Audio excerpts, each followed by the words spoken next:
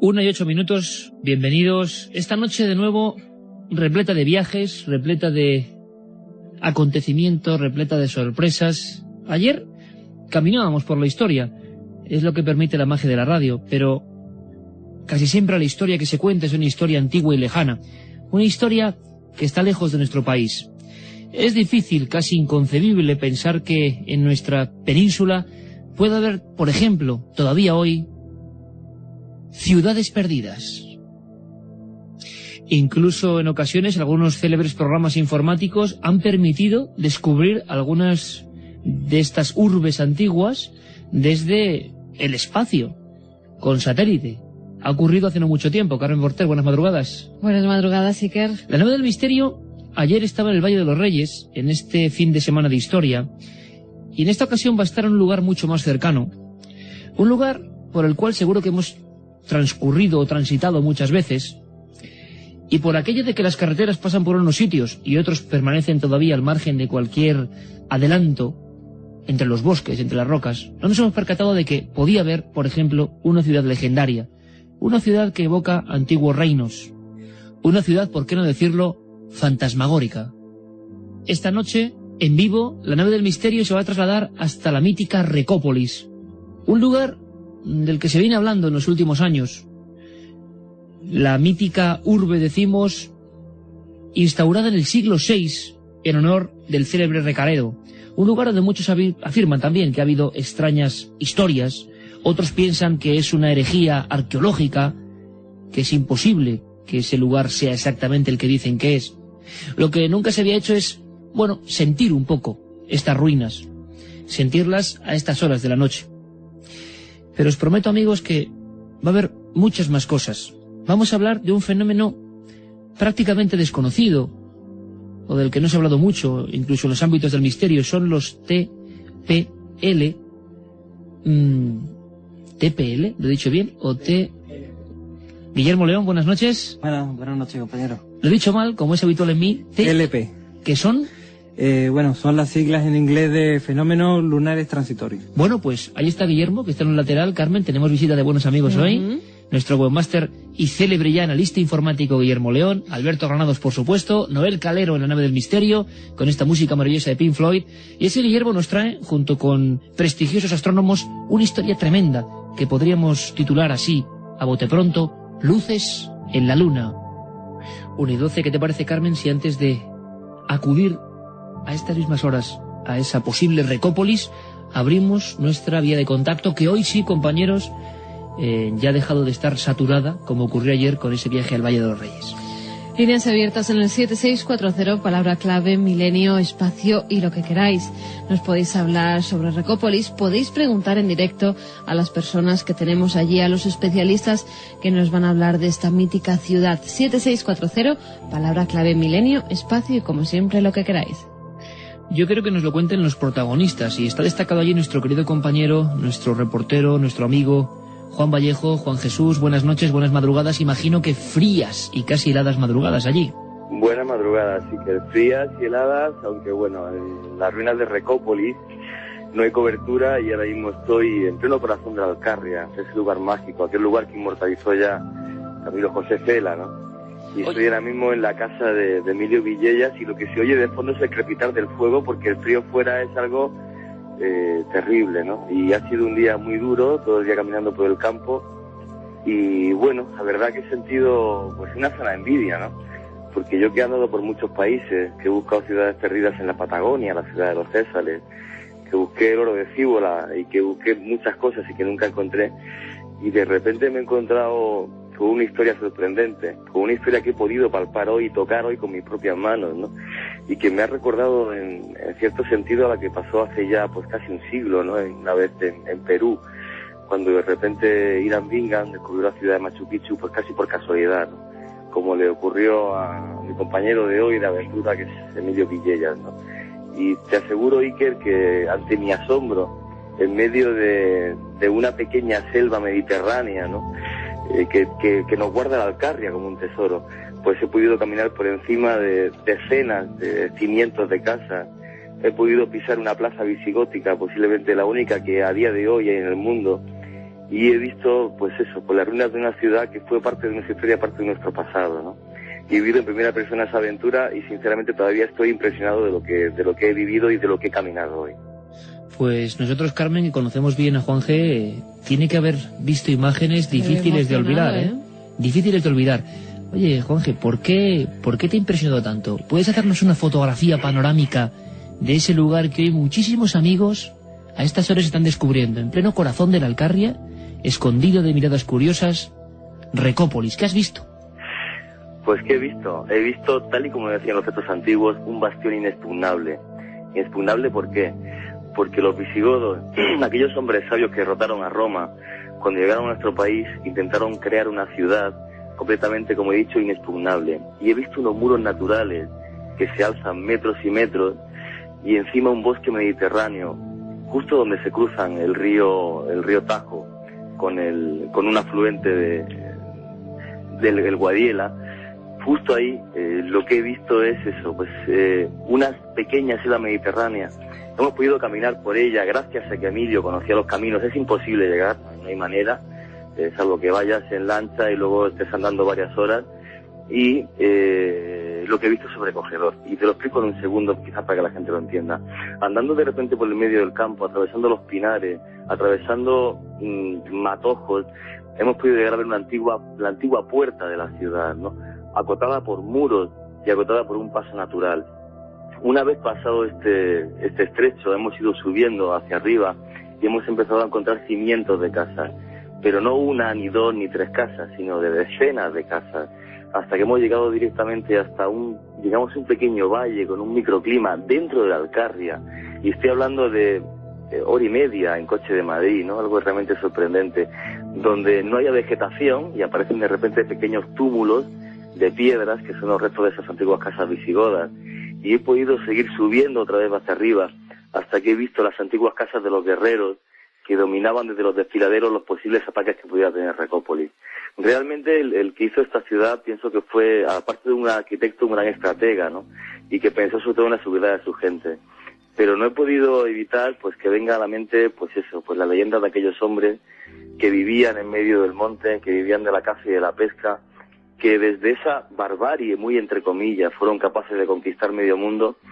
Y la historia humana de Emilio, la historia humana de la Alcarria y de esta ciudad, que sinceramente todavía no puedo llegar a entender cómo en pleno siglo XXI pueda parecer una ciudad perdida, no en el Alto Amazonas, no en las selvas de Asia, sino muy cerca de donde estamos, ¿no? Y lo he vivido, lo he palpado, y sinceramente casi que no daba crédito a lo que estaba viendo.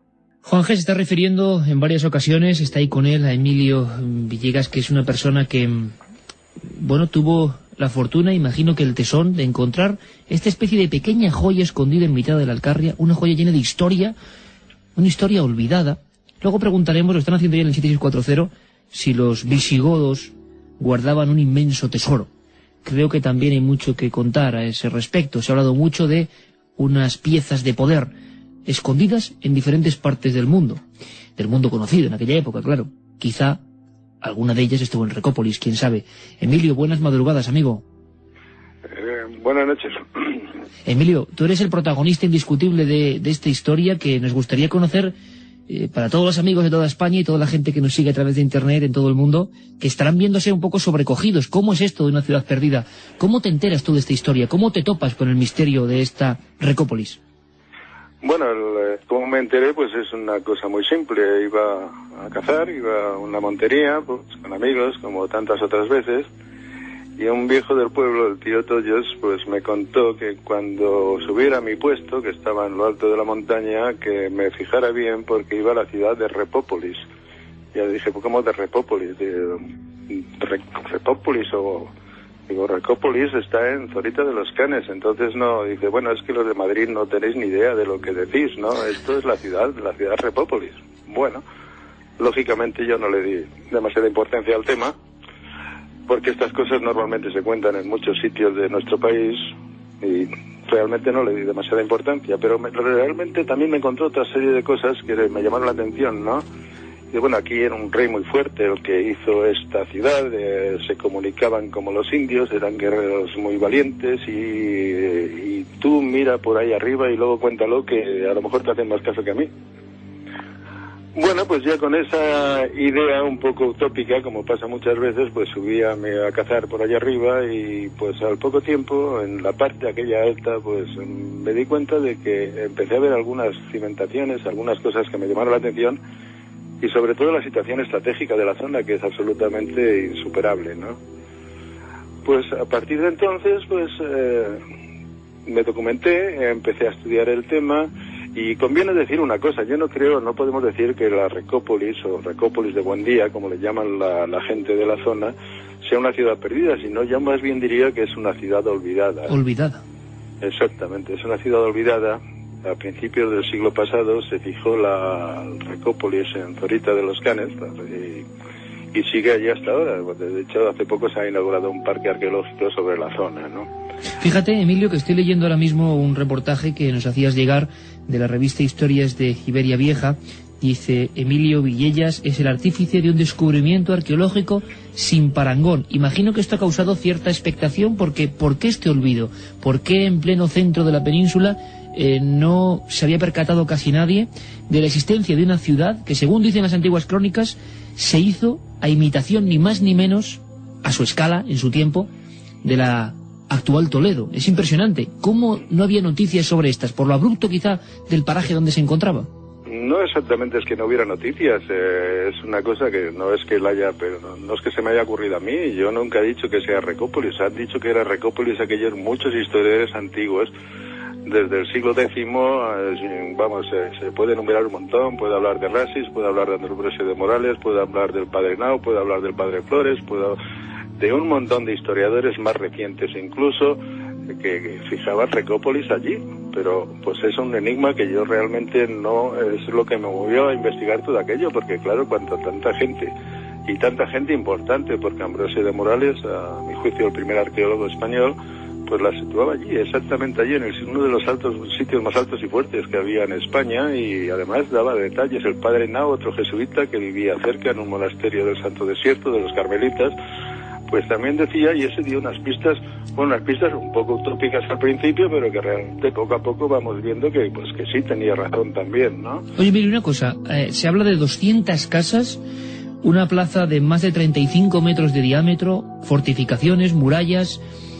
Esta ciudad, sea Recópolis, la mítica Recópolis u otra, ¿cuándo se supone que desaparece? ¿Por qué ya se deja de habitar? ¿Qué ocurre con ella? ¿Tenéis alguna noticia a este respecto? No, yo eso entiendo que es otro enigma histórico también. Hay diferencias, hay gente que piensa, hay muchos historiadores que pensaban que Recópolis la destruyeron los árabes, hay sin embargo otros que piensan que fueron entre las luchas intestinas de los visigodos las que terminaron con la ciudad, pero el asunto está en que es algo realmente diferente. O sea, nosotros, yo particularmente llevaba ya casi 10 años estudiando aquello. Habíamos encontrado, después ya me hizo caso un arqueólogo de la Complutense, que es el que ahora está a punto de terminar la carta arqueológica, y entonces empezamos a sentar, que todavía, como es lógico, no podemos decir que es visigodo, porque nadie puede decir que es visigodo hasta que eso no se hacen unas catas y realmente no se saca un material que demuestre que eso es visigodo. Lo que sí se puede decir que efectivamente esa ciudad estaba situada sin ningún género de duda por muchos historiadores antiguos donde ahora la hemos encontrado, ¿no? No quiere decir que la Recópolis oficial no sea Recópolis también, probablemente era dos ciudades, una en la parte baja y otra en la parte alta. La parte baja era mucho más residencial, mucho más cerca de Toledo, de la capital del reino, estaba ya abierta al valle, pero la otra, la Recópolis de Buendía, o por lo menos la que la gente en la zona llama la Recópolis de Buendía, era la que protegía a la otra. O sea, es la Sierra del Medio, son muchísimos kilómetros de desfiladeros, solamente tiene un acceso al valle que es lo que hoy se llama, lo que es la presa de Bolarque. Por esa presa, que actualmente actualmente me parece que fue en 1913, que fue Alfonso XIII el que la inauguró, pues aquello era una presa, o sea, empezó a ser una presa. Antiguamente era una salida de esos desfiladeros. Esos desfiladeros es la única salida natural que tiene al valle. Entonces, estratégicamente, y eso cualquier cazador lo sabe, bueno, cualquier cazador o cualquiera que conozca un poco de estrategia, es absolutamente impensable que una ciudad, la zona natural digamos, de invasión es la salida esa de la Sierra del Medio, que es 26 kilómetros de desfiladeros, que efectivamente es una zona, por un montón de circunstancias, muy desconocida en este país, ¿no? Lo dejamos ahí, Emilio, en el sentido de que es una zona distinta, desconocida, porque quiero que pregunten también los oyentes de Milenio 3, que estoy seguro y estoy viendo que tienen un montón de dudas, que quizá en su voz o con su transmisión sean más efectivas para saber algo más de este, repito, según dicen ciertas publicaciones de gran prestigio, descubrimiento arqueológico sin precedentes, lo alucinante, lo bonito, yo creo que lo ilusionante. Recordamos a Schliemann en Troya, o como decía Juan G. Vallejo, a Irán Bingham llegando a la ciudad perdida de los incas, el Machu Picchu, y también recordamos mucha gente que no creía, que decían que eso eran tonterías, y hubo alguien, en este caso Emilio Villellas, que se atrevió. Bueno, pues... Vamos a ver, Emilio, Juanje, si escuchamos las preguntas que a estas horas, a la 1:25, en directo siempre, los amigos de Milenio 3 han hecho a través del 7640.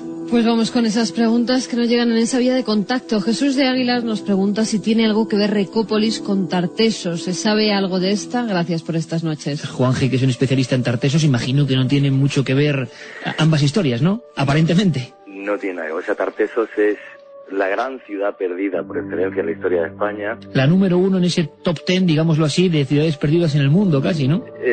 Sí, porque aparte, por ejemplo, hay algo muy curioso en relación a la historia de Tartesos, ¿no? Por ejemplo, el mayor tesoro que jamás se encontró en la historia de España, que es el tesoro de Carambolo, que se descubrió en la provincia de Sevilla, pertenece a la cultura tartesia, pero nunca se ha encontrado la ciudad madre de la que salió ese grandísimo tesoro, ¿no? Que yo pude ver, por ejemplo, en el Museo Arqueológico Nacional, ¿no? Grandes candelabros de oro, una orfebrería increíble. Nunca se ha encontrado esa ciudad, una ciudad de la que incluso hasta habla la Biblia, ¿no? Cuando nos menciona las naves de Tarsis, que llegaban hasta Fenicia, ¿no? Como los fenicios comerciaban con los antiguos tartesios, ¿no? O sea, Juanje, importantísimo, que estamos hablando de que en España ha habido varias ciudades perdidas importantes. Hay muchas. Y se sospecha que todavía hay otras. No, por ejemplo, tenemos la ciudad de Elvira, en Granada, la antigua ciudad de Granada que construyeron los árabes, nunca se ha encontrado. Tenemos también la ciudad romana de Antioquía, en Galicia, que nunca se ha encontrado. O sea, en España hay muchas.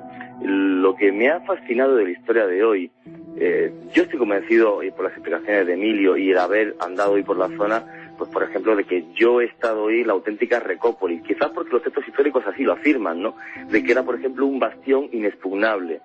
Y realmente donde yo he estado es un sitio inexpugnable. O sea, tomar aquello es una auténtica, bueno... Un lugar abrupto y bien guarecido, pero es que...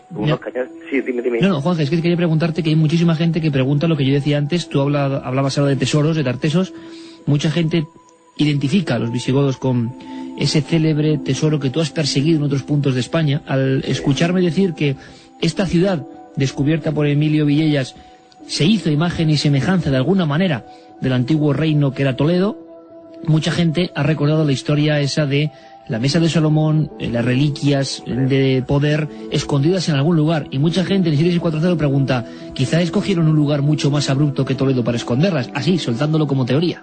Hombre, sabes que yo me he pateado Toledo de cabo a rabo, siguiendo todos esos tesoros y todas esas pistas, y te aseguro que si yo fuese militar o estratega de la antigüedad, hubiese escondido los tesoros en Recópolis mucho mejor que en Toledo, ¿eh? De eso no me cabe absolutamente ninguna duda. Y quiero hacer un pequeño comentario, ¿no? Y es que lo increíble por encima de todo de esta historia es que un señor que se llama Emilio Villellas, que hace 12 años, pues descubre lo que son los restos de una ciudad, pues gracias al tesón que puso, pues de repente la Universidad Complutense de Madrid empieza a hacer unas catas arqueológicas y va a empezarlo dentro de muy poquitas semanas, y además es irrebatible que se encuentre una ciudad perdida en este país. En pleno siglo XXI estamos hablando, que es lo que me parece increíble. Pero siempre, Juanje, porque alguien se atreve, alguien hace caso omiso del academicismo a veces oficial y demasiado inmovilista, y alguien se atreve. Efectivamente, pero es una realidad, no es una elucubración, ¿me entiendes? No es que alguien diga que ha encontrado un cimiento de algo, no. Los arqueólogos de este país van a empezar a excavar estas ruinas porque, bueno, la extensión es tremenda, increíble, ¿no?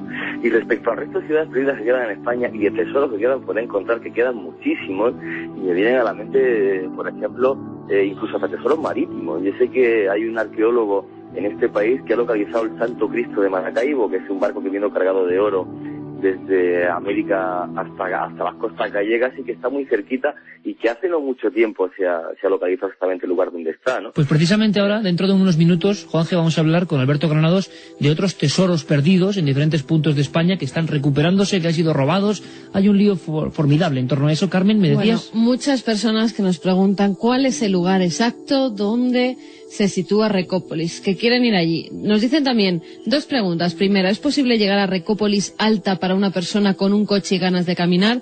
Y si hay alguna organización que haya iniciado alguna excavación. Emilio, ¿podemos responder a estos muchísimos oyentes que están interesándose en esta ciudad? Sobre todo, por supuesto, ante todo, imagino, con el respeto absoluto y bueno, el buen hacer que dan gala de la forma de ser de estos oyentes, que nadie vaya allí a tirar objetos, a maltratar un ambiente privilegiado. Pero ¿se puede llegar fácilmente o es casi una odisea, Emilio?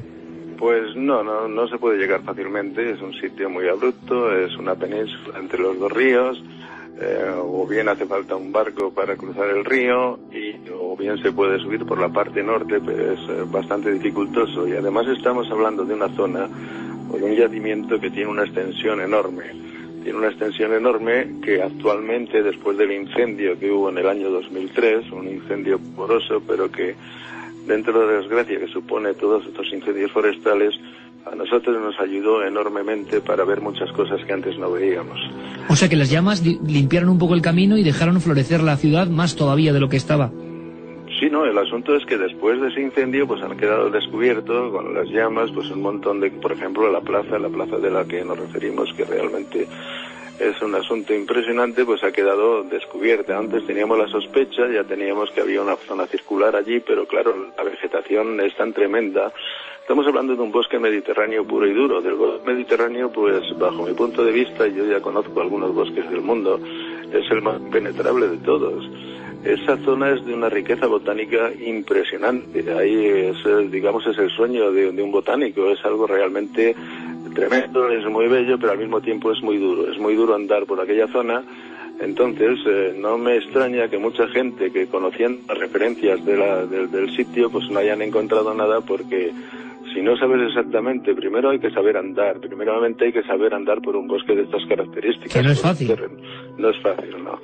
Entonces no es un sitio aconsejable que vaya la gente sin previamente. Yo creo que es mucho más fácil esperar a que se presente la carta arqueológica y que una vez presentada la carta arqueológica se empiecen las catas y se organice y se ponga. Hace poco la delegada de Cultura de Castilla-La Mancha pues habló de la posibilidad de ampliar Recópolis oficial, o sea, Recópolis de Zorita con la parte de arriba, ¿no? Eso sería lo ideal. Ahora decir exactamente dónde está el sitio, el yacimiento, pues supondría pues una cantidad de implicaciones complicadas. Exacto. Emilio, yo creo que lo más lógico y lo más normal es eso, ¿no? Dejar que las investigaciones sigan su curso, ¿no? Exactamente, que la administración trabaje, que empiecen a poner los medios adecuados, pero lo que no es de recibo es ahora decir exactamente o poner un guía cuando todavía no se ha terminado la carta arqueológica. ¿Por qué no se ha terminado la carta arqueológica? Durante los años que llevamos, pues por una razón muy simple. Porque cada vez que se va por allí, cada vez que vamos por allí, encontramos más cimentaciones de casas, ¿no? Empezamos con 200, pues ahora llevamos casi 400 y pico, ¿no?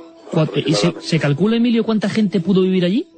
Pues no podemos calcular. Si nos referimos a los historiadores antiguos, y que diría ahora, por ejemplo, hablamos del padre Nao, un jesuita en el monasterio de Volar, que era el monasterio Santo Desierto de los Carmelitas, en el siglo XVI decían que desde su monasterio se veían las orgullosas murallas de Recaredo, y efectivamente puede ser así, porque esas murallas en parte se han caído, entre otras cosas porque las murallas no eran importantes, porque el bastión, o sea, digamos la zona, es absolutamente inexpugnable por la naturaleza.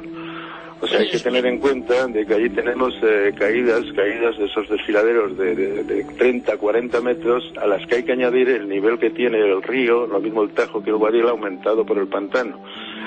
Quiere decirse que si el sonar del barco te marca 10 metros en la base de todo el perímetro de la península, quiere decirse que en la época que no había ese embalse, o sea, que no había ese agua, digamos, artificial, pues son 10 metros más todavía. O sea, una especie de bastión absolutamente inalcanzable para los enemigos. Absolutamente inalcanzable y sin necesidad de murallas. Por eso no tiene murallas. O sea, las murallas Las murallas que tienen es la naturaleza, por eso lo impresionante de esto, cuando uno lleva tantos años por allí, es darse cuenta de que la persona o las personas o los ingenieros o como les llamemos, porque los visigodos realmente nunca llegaron a ser ingenieros como los romanos, aunque lo intentaron, evidentemente tuvieron un sentido de la estrategia impresionante.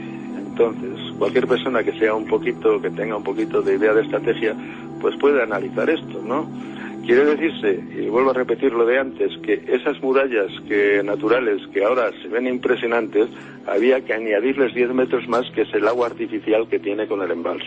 Con el embalse. Una cosa, Emilio, están preguntando más cosas, entre ellas, no sé si me puede responder brevemente, no tenemos mucho más tiempo tampoco, pero a la gente le interesaría saber si además de las murallas, de las casas, que no es poco, ha habido algún tipo de pieza de orfebrería, o de arte, o de escultura, o algo así que identifique con quién pudo estar allí. Imagino que es mucho pedir, pero no lo sé, yo te lo pregunto. Por supuesto que es mucho pedir. Aquí no podemos decir, estoy diciendo que no podemos ni afirmar todavía, aunque tenemos ya los suficientes datos para pensar que es visigodo, que no podemos decirlo porque en arqueología, hasta que no saca los materiales de una zona, no puedes demostrar el origen, ¿no? Y por supuesto menos cadáveres, ¿no? La gente, claro, está pensando ya que estamos ante una ciudad en toda regla, es normal el desconocimiento de lo que es, cómo ocurre una de estas investigaciones, pero bueno, quizá en el futuro, ¿no, Emilio? Hombre, en un futuro por supuesto, pero tampoco es imaginable el pensar, que nadie piense que este yacimiento tan enorme, que es un yacimiento enorme, se puede, digamos, excavar en 10, 5, 8 años. No, se podrán excavar los sitios más representativos, los sitios más importantes, pero todo el yacimiento, que vuelvo a repetir, es enorme. Eso llevará muchísimo tiempo. Como es lógico, cuando la administración le parezca oportuno y dé el permiso para las catas, entonces empezaremos a hablar. Entonces se podrá demostrar con arreglo al material que se saque que efectivamente es visigodo. Yo creo que lo interesante, Emilio, es que como la gente te está escuchando a Juan, que habéis estado allí, y sorprende tanto que en pleno siglo XXI, en la provincia de Guadalajara, surja una ciudad de estas características, la gente ya quiere saber. Un mensaje importante, que nadie se aventure ahora por el río Tajo buscando como si fuera Indiana Jones, porque puede haber más de una desgracia. Dejemos que la ciencia y la arqueología y los investigadores trabajen tranquilamente. Y Carmen, terminamos con esas preguntas, por favor. Sí, porque hay muchas personas que al oír a Emilio pues dicen que ¿a quién hay que acudir para estudiar algo que tienen en sus terrenos? Por ejemplo, un oyente nos dice que en sus terrenos de su propiedad tiene una estructura de piedras y hoyos en la roca que no sabe a quién pertenecen ni qué pueden ser y que a quién puede acudir para su estudio. Emilio, no sé si podríamos responder, aunque no tenga que ver con esa ciudad, si a alguien le ocurre de repente que en sus terrenos surge un yacimiento, no creo que de este tipo, pero algo así, ¿hay que acudir a alguien? ¿Se puede acudir a alguna administración directamente? Mira, mi consejo es que acudir a la administración, si los yacimientos no es muy importante, incluso siendo importante es muy complejo, por una sencilla razón, porque en este país tenemos tantos yacimientos arqueológicos tan innumerables que cualquiera que haya ido al Museo Arqueológico Nacional y haya visto el mapa que hay de pecios con diferentes banderas, diferentes tipos, o sea, diferente interés, ¿no? Es enorme, ¿no? Entonces hay tal cantidad de digamos, de restos ocultos, de sitios incluso descubiertos, que falta por descubrir mucho más, que es una riqueza tan tremenda, tan impresionante, que es muy complicado el asunto. Entonces ya una persona que realmente encuentre algo que le parezca interesante, primero la tiene que investigar él o adquirir unos conocimientos o a través de amigos. Hace unos años, escribí un artículo en una revista de caza, en Trofeo, en la que hice una especie, digamos, de iniciación a la arqueología para los cazadores.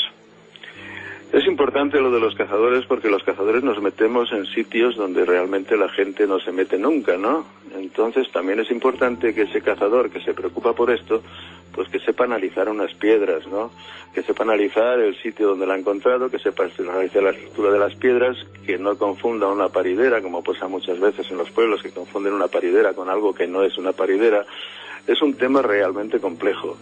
Entonces, dar un consejo a la persona que tiene algo dentro de una finca que le parece importante, pues es bastante complicado. Mejor que acude Emilio un especialista que no que se ponga a comunicarse con administraciones, que sería lo más lógico. No tenemos mucho más tiempo y lo lamentamos de verdad. Lo que sí prometemos es seguir de cerca sabes bien, Emilio, que lo estamos haciendo por diferentes medios, este hallazgo sorprendente, y que sobre todo queríamos en estos minutos, en esta media hora escasa, acercar a la gente a la posibilidad, el asombro de que todavía, que es el lema de este programa, de este equipo, quedan muchas cosas por descubrir, y a veces de la forma más casual o con más tesón, como ha sido tu caso. Yo creo que esta ciudad, sea cual sea su nombre, su pasado, su historia, las personas que allí vivieron, pues vuelven de alguna manera a la vida gracias a tu apuesta y a tu ingenio. Y yo lo que quiero es mandarte un fuerte abrazo, que sigamos en contacto y ojalá tengamos en los futuros años buenas noticias de esta ciudad perdida en el corazón de nuestro país. Te mandamos a ti y a Juanje, Emilio, Villellas, un abrazo muy fuerte. Un abrazo, Iker. Igualmente. La otra realidad. Milenio 3. En la SER.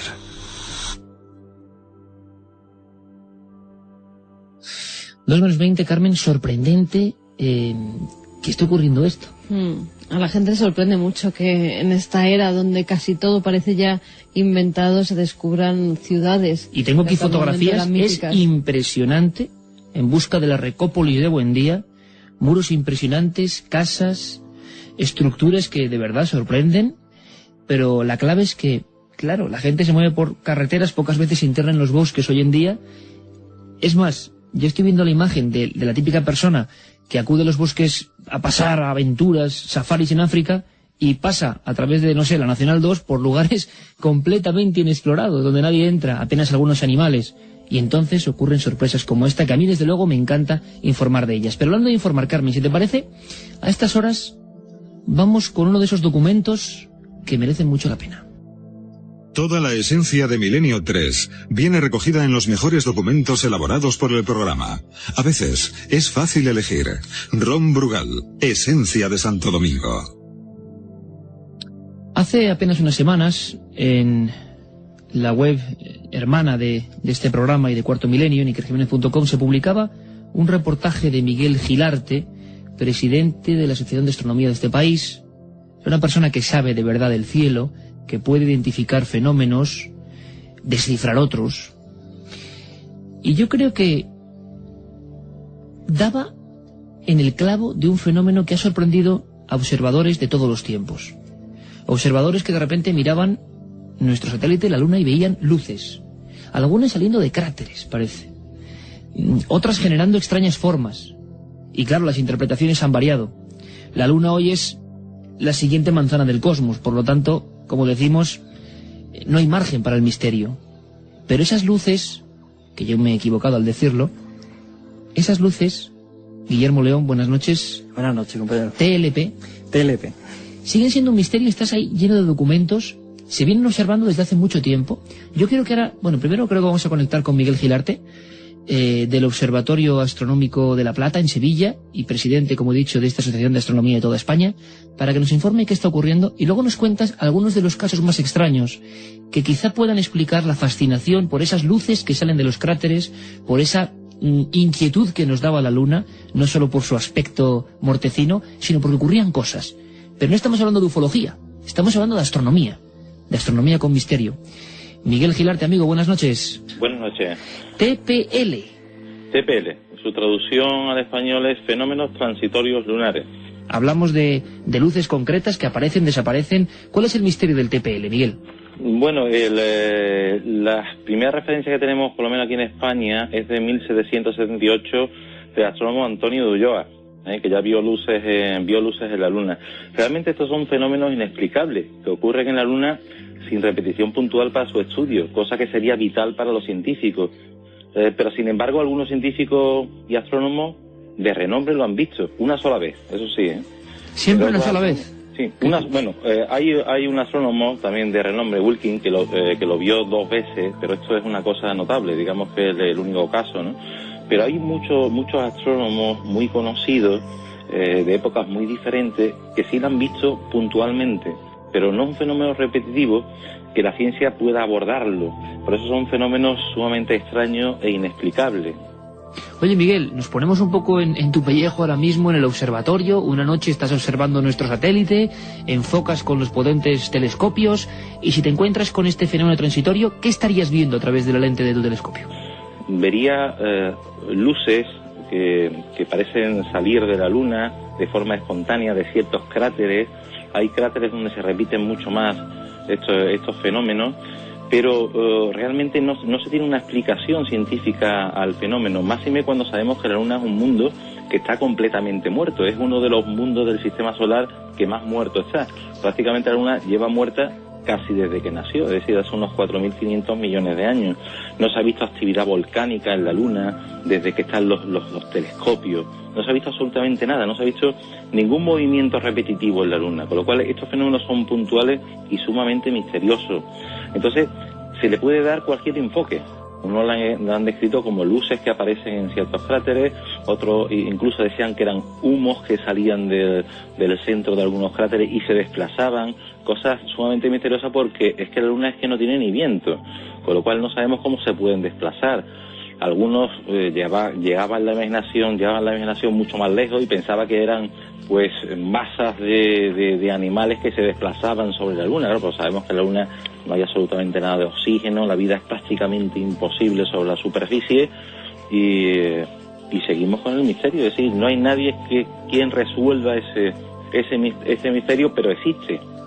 Oye, Miguel, tú en el reportaje dejabas entrever algunas teorías que, bueno, suenan hoy ingenuas, pero era lo que pensaban los astrónomos de su tiempo, esas criaturas, ¿no?, que hacían sombras, y sin embargo, con el paso de los años, las teorías han crecido y las hipótesis son de lo más diversa. Por ejemplo, te he leído decir que incluso se especificó que podía ser, quién sabe, si el mismo Sol reflectando en diferentes estructuras, pero esto parece bastante difícil, porque esas luces, incluso a veces tienen movimientos muy concretos, o trazan una ruta, o como tú dices, que es lo más asombroso, salen de un cráter, que imagino que habrá hecho eso enfebrecer la imaginación de muchos, ¿no? Claro, es que puede ocurrir que cuando se alza el Sol sobre ciertos cráteres puede dejar un recodo, estos cráteres o ciertas montañas, y puede dar ciertos destellos de luz, ¿no?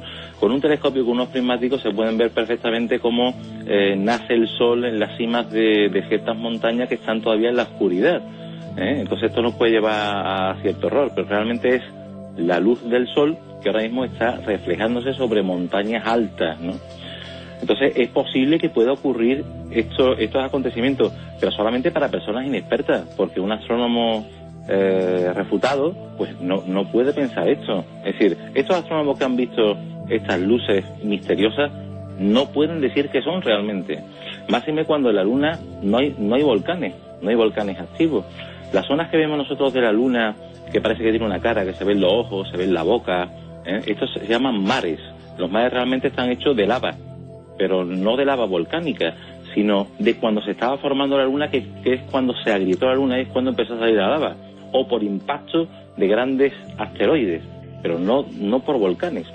El misterio, Miguel, imagino acrecentado porque algunas de las grandes figuras de la astronomía sí que aseguraron que, a pesar de ser un fenómeno irrepetible o que no se puede condicionar a una observación en diferentes fases, pues lo vieron, y de eso dejaron incluso, bueno, imagino que su particular informe, ¿no? Sí, dejaron constancia, pues ya te digo, por lo menos del 1700 dejaron constancia hasta hace muy poco. Incluso hay un fenómeno que ocurrió muy atrás en el tiempo, en el año, yo recuerdo, 1178, que fue un monje de Canterbury que vio un fenómeno extrañísimo en la Luna, ¿no? Y decía textualmente, dice: el cuerpo superior se partió en dos. Del punto central de la división brotó una antorcha llameante, arrojando a considerable distancia fuego, brasas y chispas. Dice, y al mismo tiempo el cuerpo de la Luna se retorció, como presa de ansiedad. Y por decirlo con las mismas palabras de quienes me lo contaron y vieron con sus propios ojos, la Luna se agitó como una serpiente herida. Más tarde recuperó su estado normal. Y añade, quien esto escribe relata lo que contaron 5 hombres que lo vieron con sus propios ojos y están dispuestos a jurar por su honor que no han añadido ni falseado nada de todo lo narrado. Esto es así. ¿Qué ocurrió realmente? Pues se supone que vieron cómo impactó un meteorito o un asteroide, un cuerpo de gran tamaño, contra la Luna. De tal forma que cuando impactó, sabéis que la Luna está recubierta de una capa de polvo que se llama regolita. Cuando impactó, saltó una cantidad de polvo tremendo que la Luna parecía que se veía el doble. Esto podía ser un TLP, pero a lo grande.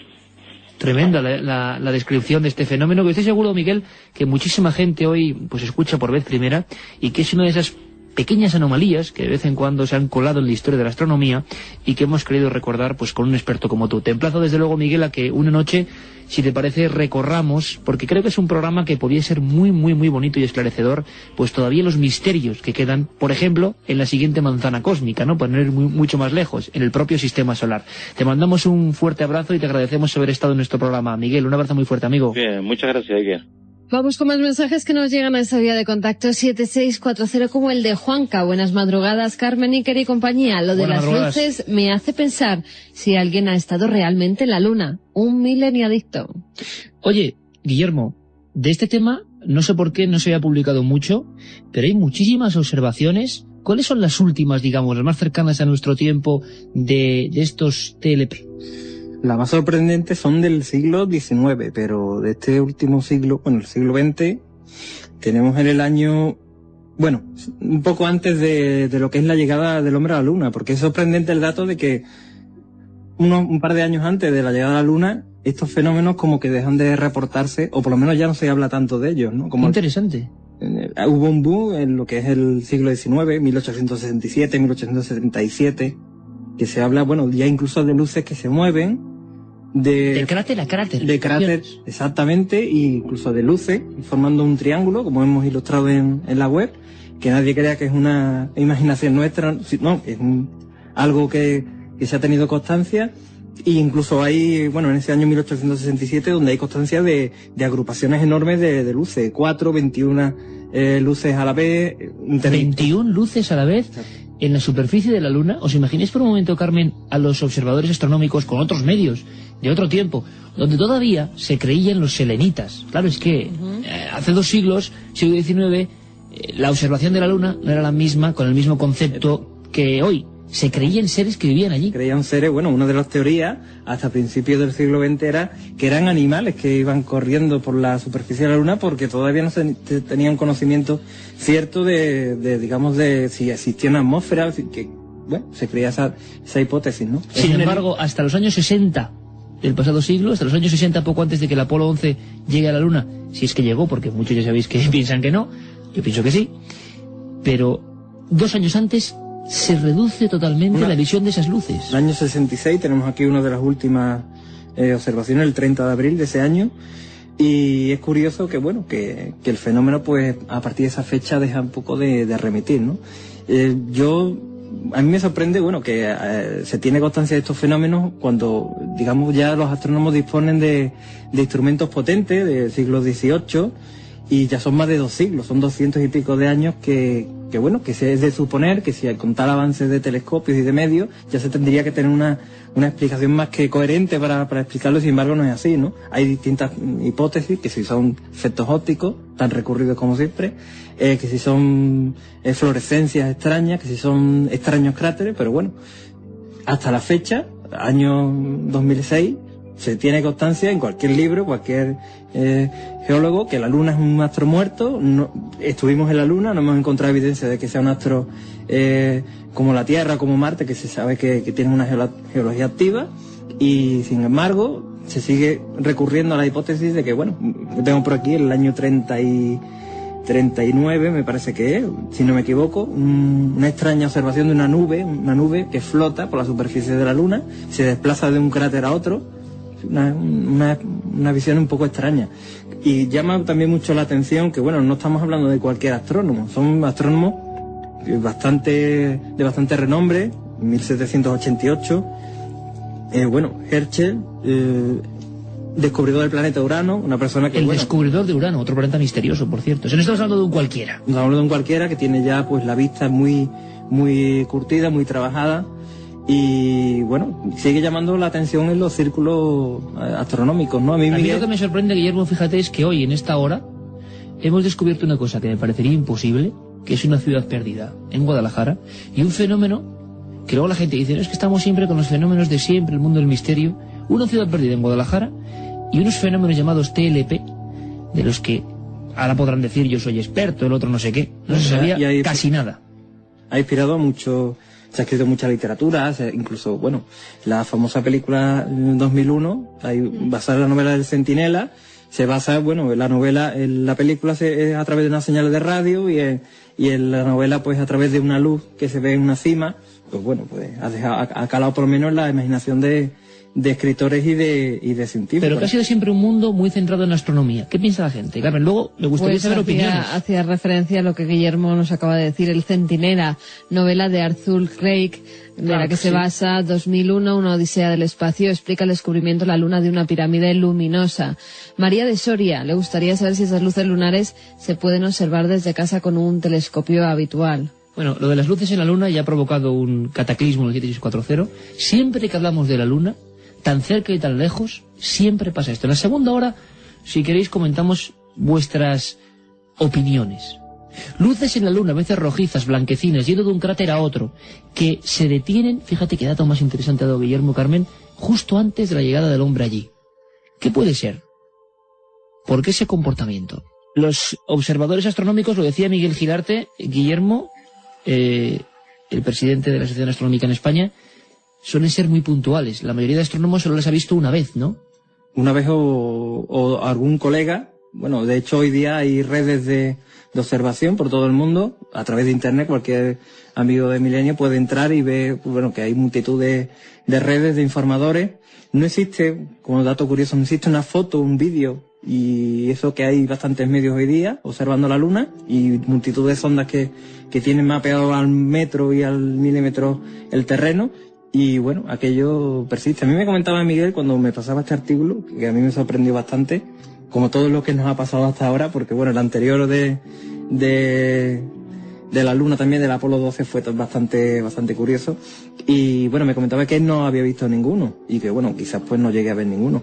Pero bueno, son cosas como muy puntuales. Muy puntuales y que te lo encuentras cuando menos te lo esperas, ¿no? Aquí hay ¿Y no pasa eso con el misterio? Como menos te lo esperas, salta la liebre. La gente está preguntando, Carmen, el artículo se puede ver ahora mismo, gracias a la labor del Guillermo León, en la página web ikerjimenez.com, TLP, por un presidente de astrónomos en España, o sea, no por un ufólogo con túnicas, que también los hay por ahí, que hablan delirantemente, no. Una persona que sabe lo que es el cielo y que nos muestra, nos abre el camino hacia este asombroso fenómeno que estamos viendo que inquieta a la gente. Me gustaría luego saber, Carmen, ¿qué teorías tiene la gente? Porque con la Luna es que siempre pasa esto. Nos llevan engañando desde hace años. Esas luces son ovnis. Y lo digo porque yo vi uno redondo y no estaba en la Luna. ¿Por qué el hombre no ha vuelto a la Luna? ¿Qué esconde la NASA? Nos pregunta Óscar desde Málaga. Yo no he tenido tanta suerte de verlo, pero que la Luna guarda muchos más secretos, eso lo sabemos todos. Un saludo a todo el equipo. ¿Qué son esas luces? ¿Ha podido haber vida en la Luna? Teorías de todo tipo, pero a mí, fíjate, lo que más me ha inquietado es que... incluso dicen que en la Luna había cosas que destruyeron los astronautas. Claro, una vieja teoría, ¿no? Conspiranoica total. Pero claro, ahí estamos hablando de teorías de personas, por ejemplo, recordamos a Alan Davis, que es el primer programa de Cuarto Milenio, que decía, siendo un responsable de la NASA, que realmente había ruinas en la Luna. Esto me parece de una osadía sin precedentes. Pero bueno, cada uno que opine lo que quiera. Lo que me parece interesante para el debate es que astrónomos de todo el mundo, de los principales observatorios del mundo, en sus trabajos que no llegan al gran público, hablen de estos TLP, que significa que hay actividades en la Luna luminosas que pueden tener explicación o no y que siguen siendo un misterio. Guillermo, quédate con nosotros, porque creo que esto va a dar mucho que hablar, porque la gente tiene una especial unión con todo lo que ocurre ahí, a 300.000 kilómetros de nosotros en la Luna. Carmen, luego me cuentas ese joven atacado por el vampiro Boricua, o Boricua, que últimamente, en este último año, los vampiros de verdad, los animales, están dando más de una sorpresa. Y luego recordaremos uno de los actos, reportaje no para todos los públicos, de una de las matanzas más terribles ocurridas, donde hablábamos ayer, en el Valle de los Reyes. Este vampiro es de carne y hueso, un hombre, y se enfrenta a un juicio. Milenio 3. Cadena Ser. Milenio 3. Iker Jiménez. Cadena Ser. 2 y 6, aquí vuelve la nave del misterio, animada en los motores de la música por Noel Calero, y este milagroso acontecimiento musical en Polonia con todas las maquinarias históricas de Dansk, Jean-Michel Jarre, Solidarność. Y es que personalmente, bueno, algún día contaré por qué me obsesiona tanto esta canción exactamente, Oxígeno 4, que tiene 30 años, ni más ni menos. Ahora es el 30 aniversario de esta canción, que yo de pequeño se repetía constantemente en mis sueños. Bueno, lo dejo ahí. Esta música que para mí tiene que ver mucho, desde luego, con el espacio, con los ovnis, con lo que estamos hablando. Sin duda alguna, el fenómeno de esta noche, además de la ciudad perdida, se llama TLP. Y es que las extrañas luces que surgen de un cráter a otro pueden ser las que a muchos astronautas han reportado como anomalías ovni.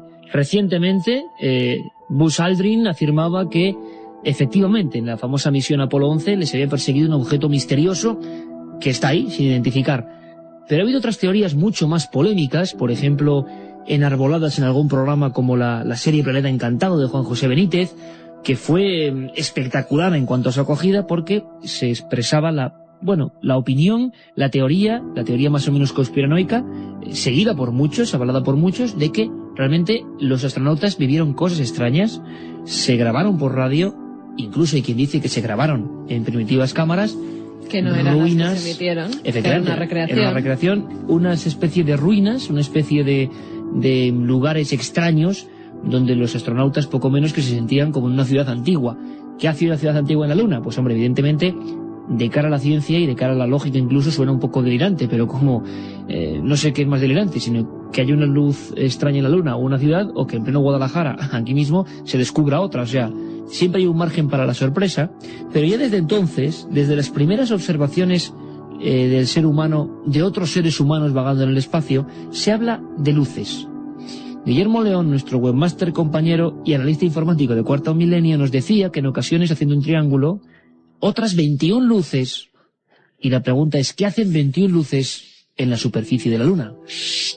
Y ahora me encuentro ya como en un observatorio, Carmen. No sé qué estarán observando. Precisamente, hoy había una luna muy especial, Hoy había una luna muy especial. Carmen, ¿qué dice la gente? 7640. Pues muchos mensajes y muchas teorías. ¿Qué decís de la teoría de Hobbiger, de las 4 lunas, Lobo de Vélez, Dalles Caña? Dalles Caña, ¿no? ¿Dalles Caña quién? No sé. Las teorías de las 4 lunas yo no la conozco exactamente y no sabemos si nos pueden dar más datos. Si nos da más datos intentaremos decirle algo. ¿Es verdad que el interior de la luna es metálico?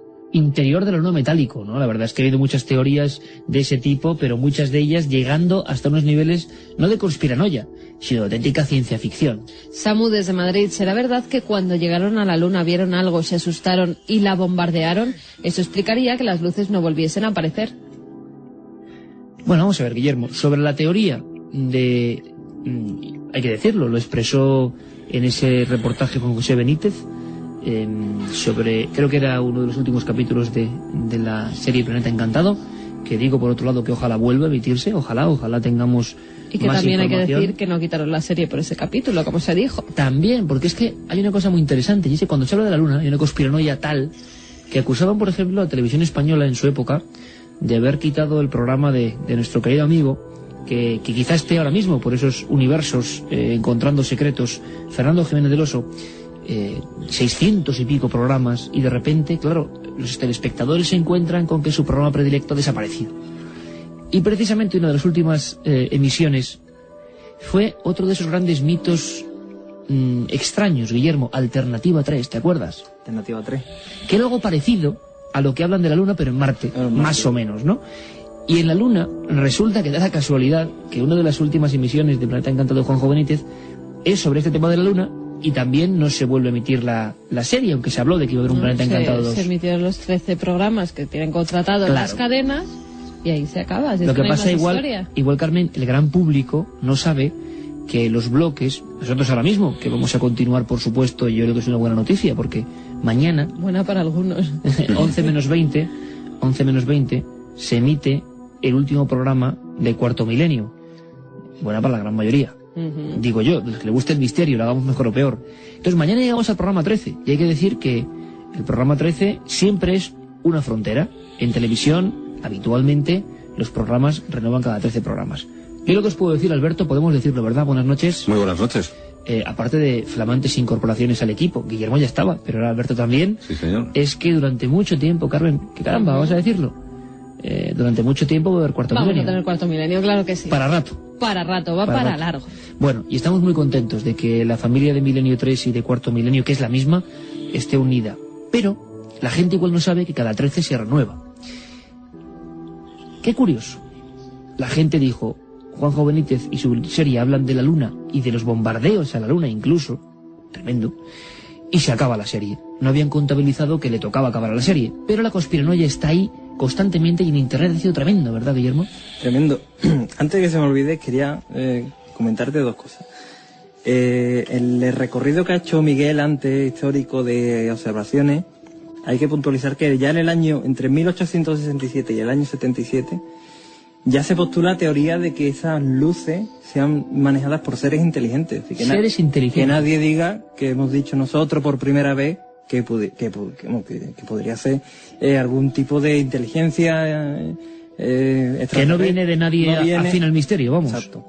Y sobre las supuestas explosiones lunares, hay un documento que hace unos días he visto que me ha dejado bastante intrigado, que sale nada menos de Robert McNamara, secretario de Defensa durante la administración Kennedy, y él comenta que en esa época loca de pruebas y de Guerra Fría, claro, se habían construido artefactos tan monstruosos y que no se sabía qué consecuencias podían tener en la alta atmósfera, ingenios nucleares, que efectivamente, y eso digo yo que con el tiempo saldrá, él deja la teoría caer de que se habían hecho pruebas en la superficie de la Luna. Así que por ahí esperaremos que algo salga con el tiempo. Claro, el asunto es que hace poco hablábamos para Rick Fratini, el Archivo Vaticano es el único que tiene la no obligación de desclasificar sus documentos, aunque yo siempre pienso que cada uno desclasifica lo que quiere.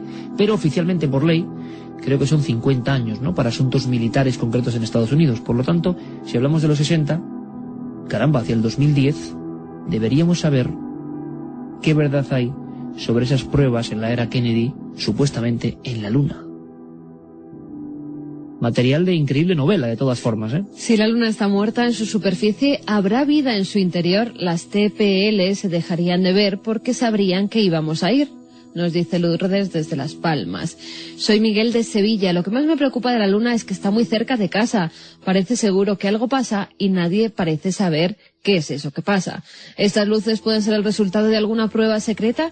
¿Y por qué estando tan cerca la NASA perdió el interés? Esa es la gran pregunta. De todas formas, a mí me fascina que la gente tenga esa unión con la Luna. Todo lo que ocurre ahí parece que nos implica especialmente. Los cartagineses creían que había una luna de sangre. La Luna, que en ciertos días, rojizos, le salía una boca y bajaba, y algunos guerreros o brujos malignos se los llevaba y los comía, ¿eh? Eso creían los cartagineses, Alberto. Teorías que la luna roja o la luna de sangre ocurren más asesinatos que normalmente, que cualquier otro día normal. Bueno, ya desde luego especial Luna sobre lo que implica el ser humano y lo que ha ocurrido.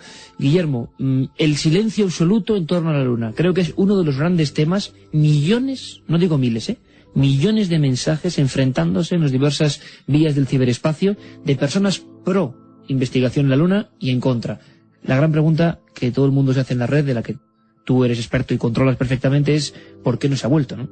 Y si se va a volver realmente, a pesar de que Bush dijo que en el 2010, creo, volveríamos. Ya hay un poco de controversia porque a raíz del anuncio del programa de exploración que vamos a tener ya mismo en marcha, pues se anunció, y esto está en boca de muchos hombres de ciencia, muchos astrónomos, se anunció que se va a hacer un remapeo completo de la Luna, una exploración nueva. Bueno, ya se hizo en los años 60. ¿Por qué de nuevo se va? ¿Y para qué? Sí. Oficialmente en la Luna no hay nada que sirva. Alberto. De todas maneras, yo creo que la iniciativa privada va a ser la que va a dar la realidad al tema de la Luna, porque ya se está hablando de que dentro de muy poquito vamos a tener colonias, va a haber viajes a la Luna, ya hay empresas privadas que lo están promocionando, o sea que dentro de muy poquito yo creo que vamos a estar allí, pero vamos todos casi. Esta misma semana salió la noticia de que había una iniciativa creo que para 2020, para abrir una industria minera por parte de los rusos, en fin.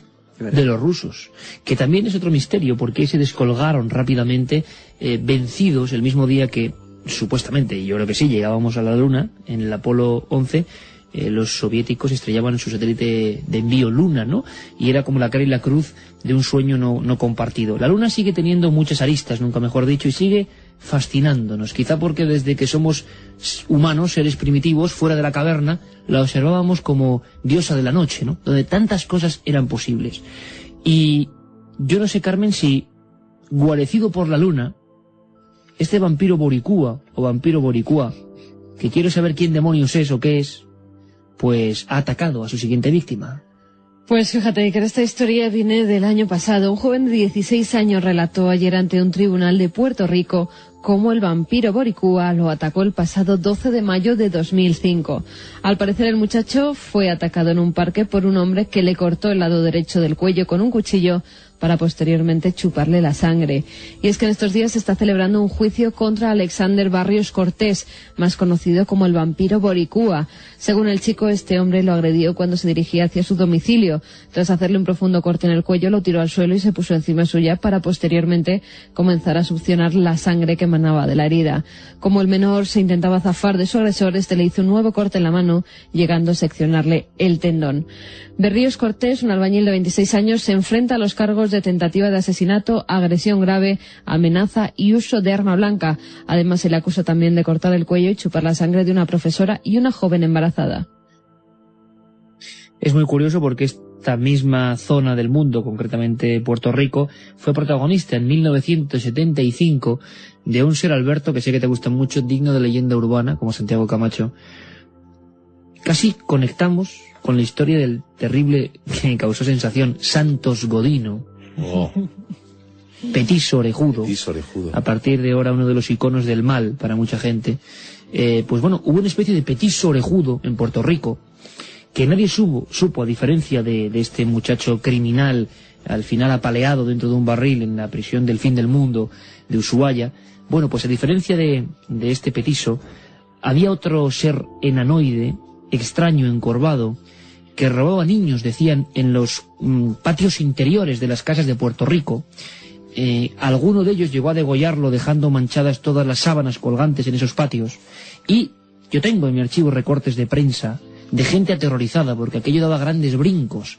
Es una historia que se repite en diferentes momentos de la humanidad. Springle Jack, del que hemos hablado, en el Londres decimonónico, una figura con una capa embozada, cara de payaso, según decían, y que saltaba sobre sus víctimas dando gigantescos brincos. Ha habido varios. En Bélgica, en el año 47, está la historia del pequeño minero, que es un niño pequeño como un bebé, embozado en un traje negro. Imagínate la visión, Carmen, porque además son varios mineros que piensan que es un compañero extraordinariamente pequeño el que se cuela por sus patios portando una luz en la mano. Causó gran expectación, pero nada comparable a las muertes en Puerto Rico. Además no se pudo atrapar al asesino, no se supo quién era, y hay un caso en Río Piedras en el cual una muchacha, bueno, dos en concreto, observan unos golpes en la ventana interior de su dormitorio. Tienen miedo porque ven una sombra y piensan evidentemente en un ladrón, pero les sorprende la nariz aguileña y unas orejas muy grandes, algo que parece un animal encorvado en el patio interior. Todo vestido como de gris, o quizás sea en sí la propia densidad de la sombra. Una de ellas se levanta de la cama, y además esto fue portada de una revista célebre de estos temas, años 70, y mira solamente en un lateral del visillo. Y justo se encuentra con la cara de esa figura que ella describió como que no era humana. Al día siguiente hubo un muerto. Esta historia, donde la contamos en profundidad, era la del vampiro de Moca, 1975. Y ahora, si os parece, vamos con una historia que nos hemos puesto serios en esta tertulia que teníamos abierta sobre la luna. Sabéis que el sábado es un cajón de sorpresas. Y quiero que escuchéis muy atentamente uno de los hechos más terribles que yo recuerdo de los últimos años. Precisamente yo pisé esas mismas arenas un año después de este acontecimiento. Un acontecimiento que, bueno, hay quien dice, lo decía ya Manuel Delgado, lo dice él, lo dejamos ahí, pero hay muchos especialistas antiguos, y esto es terrorífico, que diseccionaban el mapa de Egipto como un mapa de chakras, vamos a decirlo así, antiguas teorías orientalistas que hablan de puntos de poder del ser humano. 7 puntos, cada uno de ellos con una facultad, la inteligencia, el amor. Uno de ellos es el chakra de la violencia. Precisamente ese chakra, siempre según, no yo, sino los especialistas en estos temas, coincidía con el llamado templo de Hatshepsut, Valle de las Reinas. Allí ocurrió algo espantoso, tan espantoso que es difícil de imaginar, y que hoy Alberto Granados nos quiere contar, casi haciéndose con esa sección llamada La Voz de las Sombras. Una historia que, porque quizá ayer caminábamos por esas arenas, merece la pena ser conocido, Ayer pintamos un Valle de los Reyes precioso, lleno de misterio. También ha habido una tragedia extraña que nadie ha explicado. Todos muy atentos porque esto no es ficción, sino realidad. Ocurrió en 1997. Y unos turistas que querían ver las maravillas del Valle de las Reinas se encontraron con unas figuras que eran auténticamente como demonios, embozados en trajes negros y muchos de ellos portando la cimitarra curva que iba a acabar con sus vidas. Una historia que casi hemos olvidado y que no queremos recordar por nada, sino por dar toda la documentación de ese lugar que según los antiguos egipcios era el chakra de la violencia. Curiosísimo, ¿eh? Escuchamos. 1997 fue un año negro para el gobierno egipcio. El templo de Hatshepsut en Luxor fue testigo de una de las masacres más sangrientas de la historia de Egipto. Varios terroristas ametrallaron indiscriminadamente a los turistas que bajaban por las escalinatas del templo mientras lo visitaban. El resultado: 24 heridos y 64 muertos, 60 extranjeros y 3 policías y un guía egipcios. La situación fue caótica y dantesca.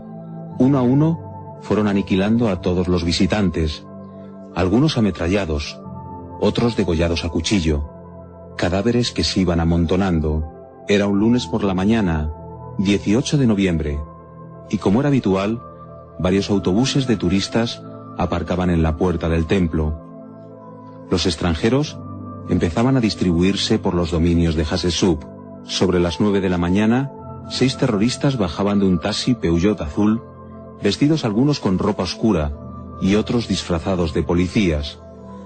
Inmediatamente abrieron fuego con sus armas automáticas contra los guardias encargados de la vigilancia del templo. A partir de ese momento, todo fue más fácil. Gritos, carreras, intentos por encontrar un refugio, un lugar seguro, daba igual. El macabro espectáculo duró aproximadamente 30 minutos. Los cadáveres quedaron expuestos durante varias horas bajo el sol. Decenas de cuerpos de todas las razas se amontonaban en posiciones de lo más extrañas. A los terroristas no les importaba si eran mujeres o hombres, mayores o niños. Un hombre de unos 50 años murió sentado, apoyado contra una columna y con la cabeza gacha.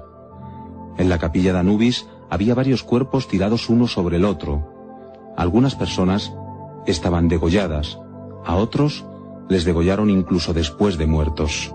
Al llegar la policía, los terroristas secuestraron un autobús y comenzaron a huir mientras abrían fuego desde las ventanillas.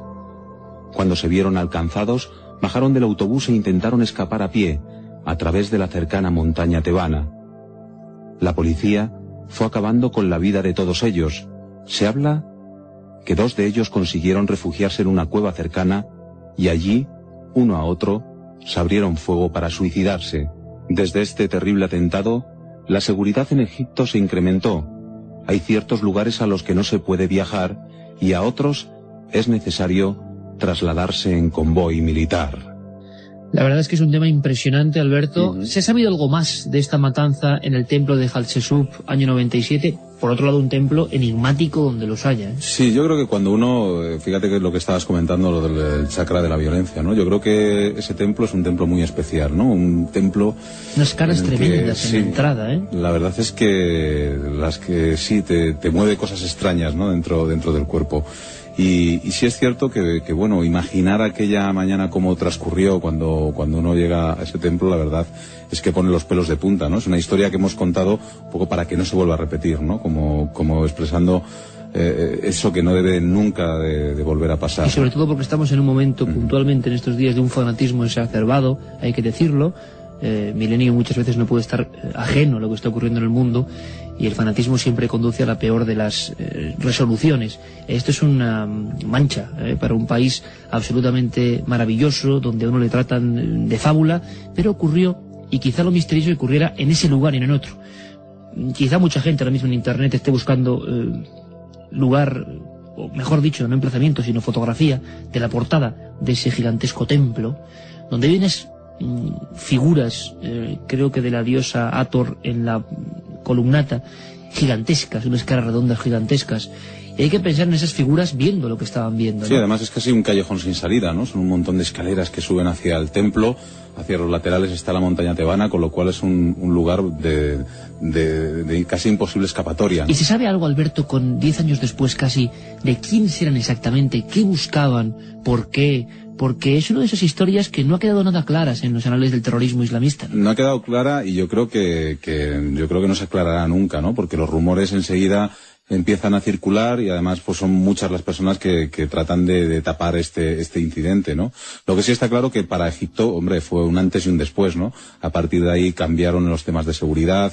A todos los templos donde ya acudes, pues obviamente la seguridad es mucho más alta. Hay sitios en los que tienes que acudir en convoy. Dendera, por ejemplo, está haciendo mucho tiempo, ¿no? Sí, a Dendera fuimos con un convoy de militares, tanto coches por delante como por detrás del autobús. Cuando se va había peligro. A Abu Simbel, por ejemplo, hay que viajar también en convoy militar. En fin, hay ciertas zonas en las que no se puede acudir, ni simplemente alquilando un todoterreno, intentando ir uno solo a ciertos lugares, es imposible el poder acceder, ¿no? Pero yo creo que todo esto, pues bueno, fue un tachón negro que tuvo en la historia de Egipto, y que bueno, pues que esperemos que no se vuelva a repetir, ¿no? Atentos, compañeros, a esta noticia que también tiene que ver un poco con eso, con el fanatismo. Desgraciadamente cada semana tenemos que dar buenas noticias de investigación, como hoy empezábamos hablando de ese maravilloso lugar que dará seguramente nuevas pruebas científicas de la arqueología, de cómo fuimos, ¿no? Los españoles tal como fuimos, y los visigodos, pero noticias de la cara más negra del misterio, Carmen. Esta semana ha fallecido una niña epiléptica de 8 años que murió tras ser sometida a varias sesiones de exorcismo. Adriana Ramos, la menor de 3 hijas de una familia de la provincia de Guayas, en Ecuador, comenzó a sentirse mal y sufrió una repentina pérdida de memoria y motricidad. Sus padres atribuyeron a un maleficio que había sufrido tras realizar una sesión de espiritismo con la Ouija. Cristina Benanalúa ha declarado que hacia las 12 de la noche del viernes su hija comenzó a gritar y algunos de los vecinos también pensaron que la niña estaba poseída por un espíritu maligno.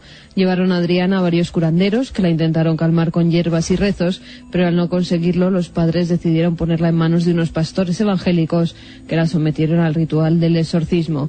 Cuando acabó una de las sesiones la niña falleció y los médicos que certificaron su muerte afirmaron que esta se debió a una afección cardiorrespiratoria, desnutrición, deshidratación y epilepsia.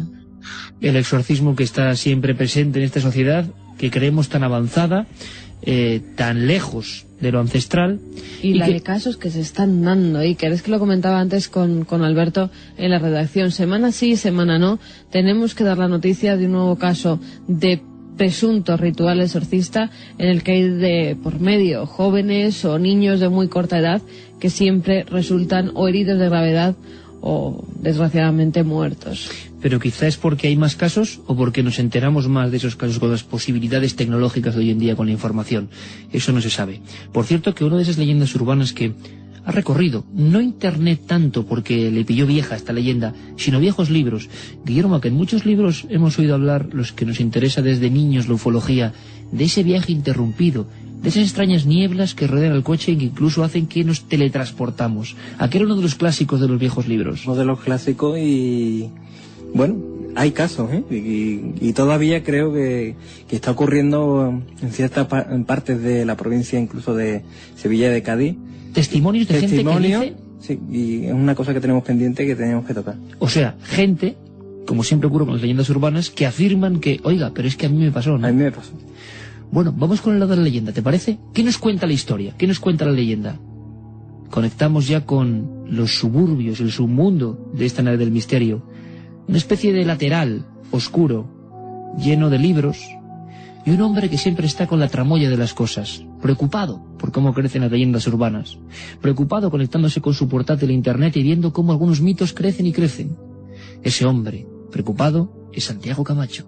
El 3 de junio de 1968, los diarios argentinos informaban de que un matrimonio de apellido Vidal Rafo, que viajaba de automóvil desde Chascomús hasta Maipú, en la provincia de Buenos Aires, Argentina, había perdido la conciencia al entrar en un banco de niebla. Cuando volvió en sí, la pareja se encontraba ni más ni menos que en la Ciudad de México. Al parecer, el único testigo indirecto del acontecido era un joven, presunto pariente de los Vidal, que fue entrevistado en uno de los programas de televisión más populares de Argentina. Durante años, el matrimonio Vidal alcanzó tal notoriedad que su fantástico viaje se hizo célebre. De aquí y de allá surgían personas que decían haber conocido en vida a los Vidal y que culpaban a los extraterrestres de su viaje relámpago. En parte, estaban en lo cierto. En 1996, el cineasta Aníbal Uset reconoció haber fabricado la noticia con la ayuda de un periodista y de dos amigos vinculados al mundo del espectáculo, con el propósito de promocionar su película Che OVNI, una comedia que estrenaría en ese mismo año, 1968. En el film, dirigido por Uset, se mostraba a un cantante de tangos que era secuestrado por un platillo volante que lo teletransportaba con coche y todo hasta Madrid. El testigo, que había dado la cara en televisión, era en realidad un actor secundario. El padre, José María Pilón, desenmascaraba un bulo semejante en su libro Lo paranormal existe. En este caso, español, un matrimonio creía encontrarse en Bailén y descubría en realidad que habían sido llevados inexplicablemente hasta Chile. La historia de este automóvil fantástico se conoce en Madrid, en Barcelona, Bilbao, Castellón, Málaga y muchos otros puntos de España. Pero la historia en realidad es muy antigua. La literatura tradicional lleva siglos hablándonos de la niebla mágica que provoca invisibilidad, o de la niebla mágica que lleva a una persona a perderse, o del ascenso al cielo en una nube, que tienen precedentes en el folclore irlandés e indio, entre otros, y que además incluso aparecen en pasajes de la Biblia. La única diferencia entre estas versiones y las actuales es que ahora hace falta llevar tarjeta de crédito para pagar la gasolina. La otra realidad. Milenio 3. En la SER. Y es que los sábados pueden ocurrir muchas cosas, que tengamos visitas de queridos amigos como Guillermo, que Alberto se decida a poner el punto negro de la noche con esa historia de Hatshepsut, recordemos la historia del chakra de la violencia, y que también, escuchando a Santiago Camacho, se produzca un debate interno aquí en la nave del misterio sobre casos que realmente desafían a la leyenda urbana. Bueno, mejor que nos lo expliquen, Carmen, y ahora quizá eso condicione los mensajes que están llegando al 7640. ¿Tú has escuchado algún caso real de los de la niebla y la teletransportación? ¿O todos se reducen al fraude y al mito exagerado? A mí nadie me ha contado que pasando por esa niebla aparecieran en otro lugar diferente. Nadie en primera persona. Sí, he oído muchas historias que yo he tenido siempre como leyendas, por supuesto. Guillermo, no podemos dar tampoco muchos datos, pero tú decías que en cierto punto de la autovía que sale de Sevilla dirección Cádiz, ya se hablaba en los años 70 de algunos casos por ahí. Por cierto, Alberto, ¿cómo se llama ese punto que te llama tanto la atención en esa carretera? Sí, la verdad es que hay una estación de servicio, lo estábamos comentando, que se llama El Fantasma, curiosamente, ¿no? Y ahí pasa, bueno, ahí, en esa zona, se hablan muchas cosas, Guillermo, y tú piensas que hay incluso personal autorizado para hablar con propiedad de estos casos supuestamente reales. Tenemos pendiente, recordaréis que este verano tuvimos una noticia que fue las Cabezas de San Juan, precisamente junto al área que comenta Alberto, el área del fantasma, del mismo nombre del cerro, bueno, donde hay extrañas historias de apariciones. El cerro del fantasma. O sea, aquella mujer que aparecía, aquella vieja, como dicen ellos, aparecía las noches que llovía. Y bueno, recabando un poco de información, ya nos comentaban los compañeros de allí que sí, que había testimonios reales de gente que había trabajado en el peaje de la autovía, porque en aquella zona hay un punto de peaje, y bueno, pues nos comentaban de extraños seres, de extrañas nieblas.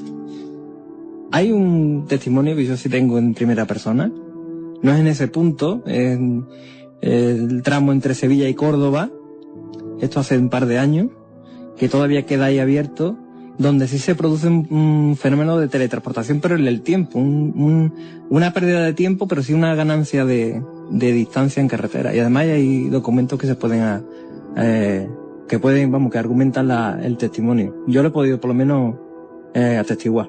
Mensajes al 7640 que me hacen sonreír. Por favor, de carreteras no, que vigilo la A3 Valencia y veo hasta luces raras. Un saludo desde Utiel. Hola familia, me ponéis los pelos de punta. Yo soy fanática, pero de vosotros.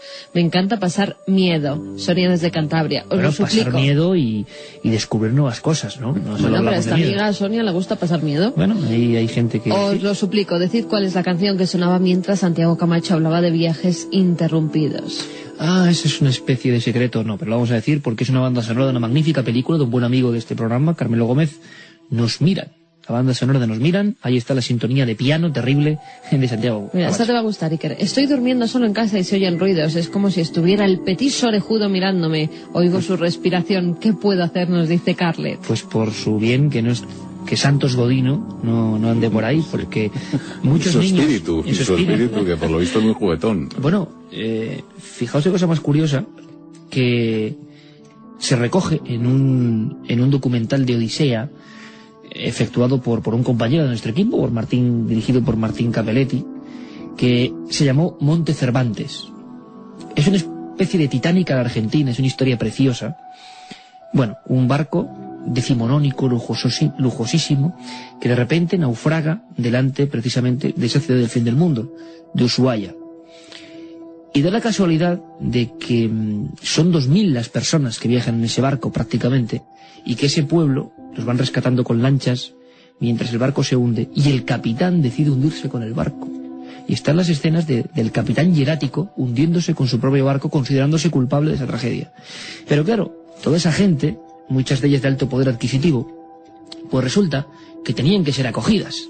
Y tampoco había tantas posibilidades en un pequeño lugar, repito, el fin del mundo, Patagonia, Ushuaia.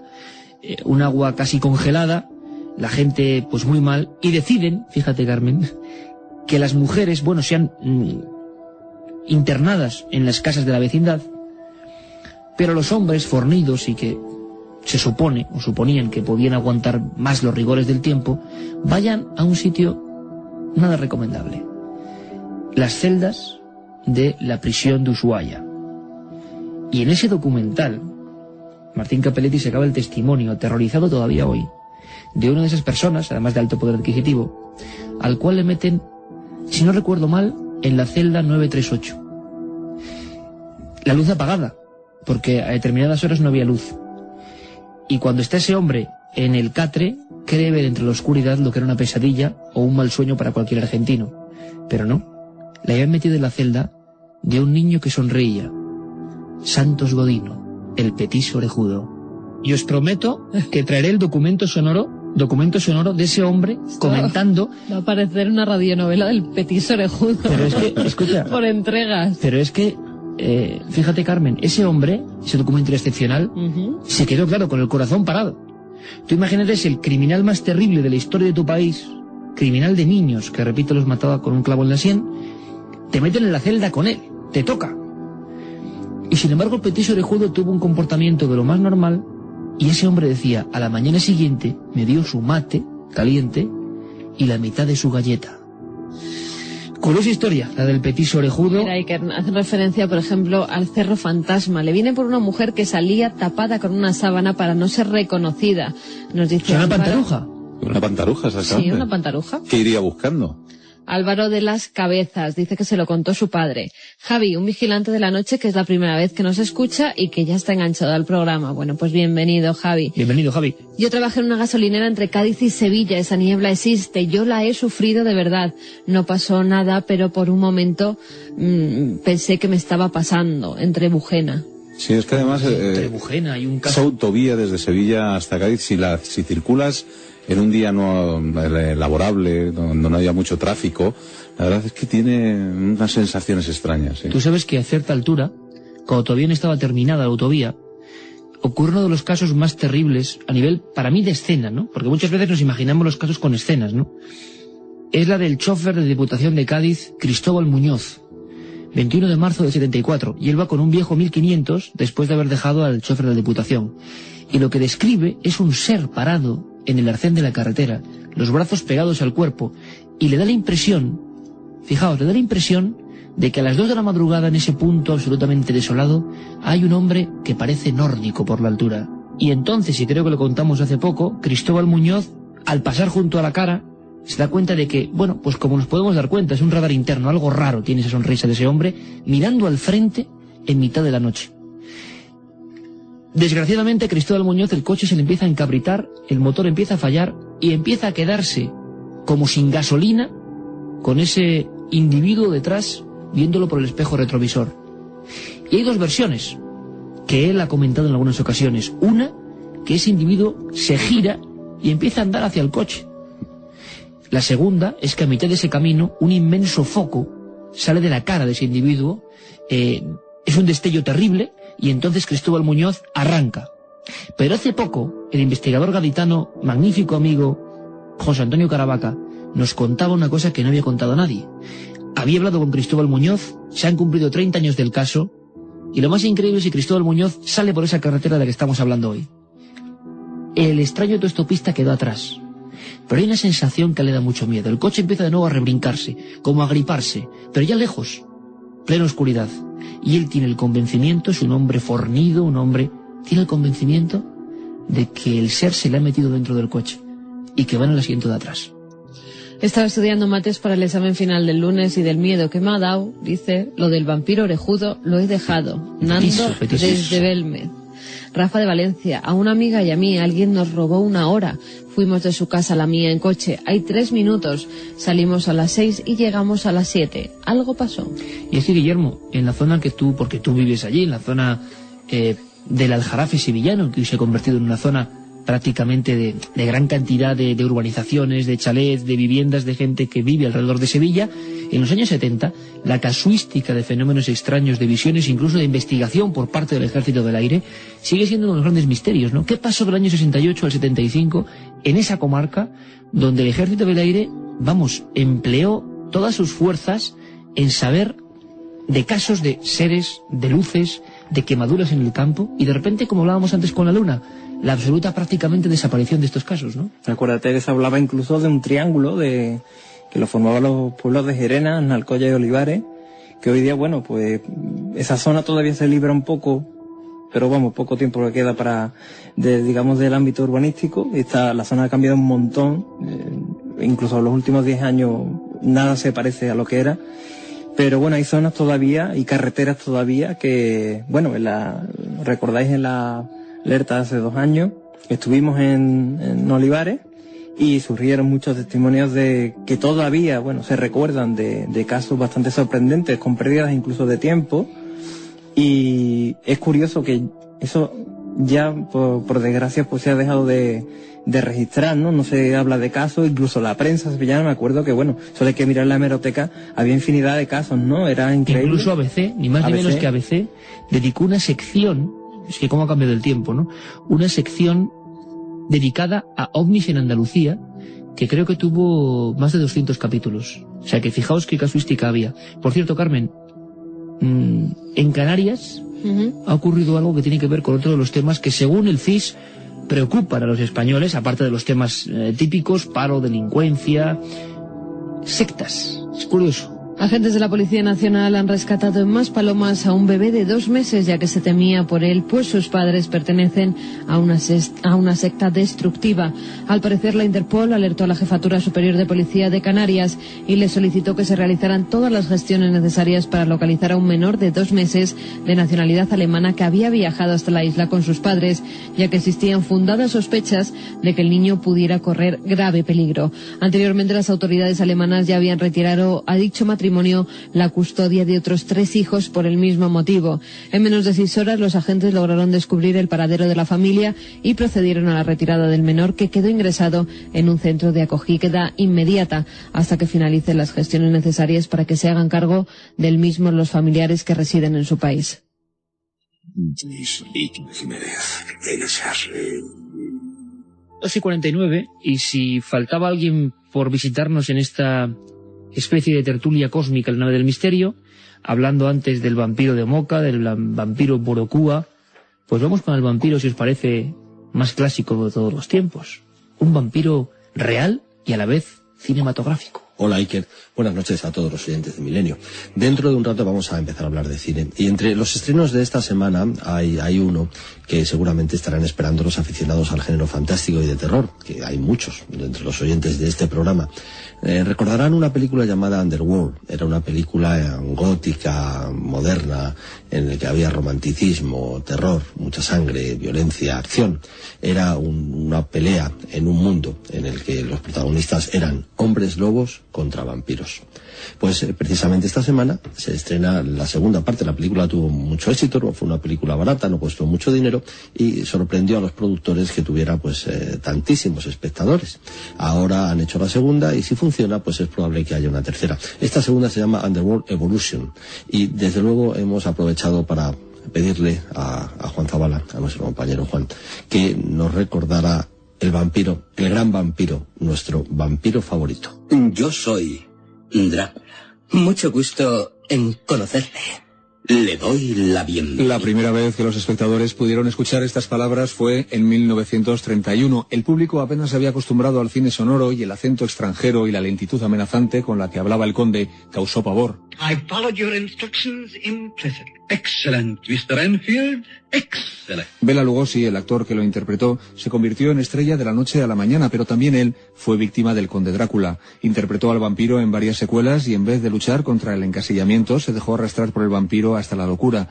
Bela Lugosi dormía en un ataúd y cuando murió hizo que le enterraran con su capa negra. Nunca, jamás había conocido tal grado de fidelidad a un mismo personaje. Le seré fiel, maestro. Le seré fiel. A lo largo de los años, la frase se ha ido repitiendo infinidad de veces. Yo soy Drácula y le doy la bienvenida, señor Harker, a mi casa. ¿Conde Drácula? En efecto, sea bienvenido a mi casa. Gracias a este goteo, Drácula ha conseguido un logro paradójico. Sigue siendo muy inquietante, pero al mismo tiempo muy familiar. Drácula fue en principio un sanguinario guerrero medieval. ¿Es cierto que Drácula es tan viejo como dice? Pensamos que es posible. Se sabe que los vampiros perduran durante siglos. Según datos fidedignos, Drácula puede tener 500 o 600 años. Vive en Rumanía, en Transilvania. Al principio de la película, el forastero suele llegar a esta apartada región en carruaje y cuando baja, lo primero que hace es entrar en la taberna de la aldea donde los clientes intentan disimular pretendiendo que allí no pasa absolutamente nada extraño. ¿Y esos ajos? Los ajos. No, Oiga, siga, ¿qué hacen todos esos ajos aquí? ¿Dónde? Por favor... ¿Hay por casualidad algún castillo en este distrito? ¿Qué dice? ¿Que si hay por casualidad un castillo en este distrito? ¿Hay un castillo perdido? ¿Se convence? Coma. Está bueno el Vigos, le gusta, ¿verdad? Pero el forastero no debe dejarse engañar. Más allá del bosque está siempre la morada de Drácula. Drácula vive en este castillo, duerme durante el día en un ataúd que hay en el sótano y se alimenta de sangre, especialmente de jovencitas vírgenes de la aldea y que extrae gracias a sus afiladísimos colmillos de lobo. A pesar de este hiperdesarrollo dental, Drácula resulta elegante. Tiene modales refinados y porte aristocrático y viste capa negra. Hay muchas otras más cosas que sabemos del conde Drácula. También sabemos que durante el día el vampiro debe descansar en su tierra natal. Así es, siempre tiene que dormir en su tierra natal y así que cada vez que viaja tiene que llevarse enormes cargamentos de tierra. Más características, es capaz de transformarse en animal. El lobo y el murciélago son sus disfraces favoritos. Es un hombre duro y temible, pero que en el fondo esconde un sentimental. ¿Su esposa? Mi prometida. Es usted muy afortunado. ¿Su nombre? Lucy. Lucy Holmwood. Encantadora. Drácula es muy enamoradizo. Suele enamorarse de una fotografía que lleva el forastero y que le recuerda a su fallecido primer amor. Dispuesto a conquistar a la chica, emprende entonces viaje a Londres. Sus andanzas son entonces doblemente temibles porque Drácula chupa la sangre, pero a su vez es con las mujeres un irresistible seductor. Soy el príncipe Vlad de Sakai. ¿Un príncipe nada menos? Yo soy su servidor. Y como nosotros no sabemos muy bien si ahora mismo está de gira o está aquí en el sótano, y como empieza a anochecer, volvemos a la realidad. Estamos en Londres a principios del siglo XIX. Hombre, querido amigo, qué extraña casualidad. Este encuentro hay que celebrarlo, ¿eh? Sí, mire, ya nos íbamos.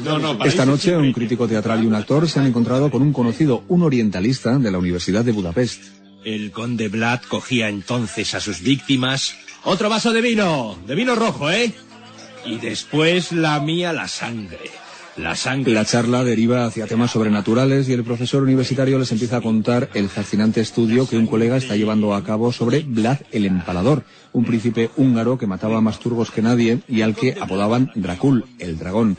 El crítico teatral se llamaba Bram Stoker, tomó buena nota de aquella historia, la mezcló con las leyendas de vampiros y escribió una novela. El primer Drácula se filmó en el cine mudo. Para no pagar derechos, el director Murnau cambió el nombre de los personajes y tituló la película Nosferatu. La viuda de Bram Stoker, el escritor, emprendió una batalla legal contra él y consiguió que bastantes copias de la película fueran destruidas. Ya ha leído y visto lo suficiente para saber que hay que destruir a ese engendro del mal. Después del éxito del Drácula de Bela Lugosi, el personaje fue degradándose poco a poco hasta que en los 50 la productora Hammer volvió a encomendar el personaje a un actor que consiguió dignificarlo. Quiero que le sustituyas ante su cliente extranjero, ese más que excéntrico conde Drácula. Por supuesto, señor. Me ocuparé del conde. Gracias por su confianza. El personaje quedó a cargo del que pronto se convertiría en el otro gran Drácula de la historia del cine, Christopher Lee. Yo soy Drácula. Mucho gusto en conocerle. A lo largo de su carrera como príncipe de las tinieblas, Christopher Lee desarrolló una manía. Utilizaba siempre los mismos colmillos, tallados por un dentista irlandés. Es ahora de noche en Transilvania, la hora en que más que nunca hay que andarse con los ojos bien abiertos. Una cosa más, señor Adler. Tengo que salir y no estaré de vuelta hasta mañana al anochecer. Hasta entonces, por favor, considérese como en su casa.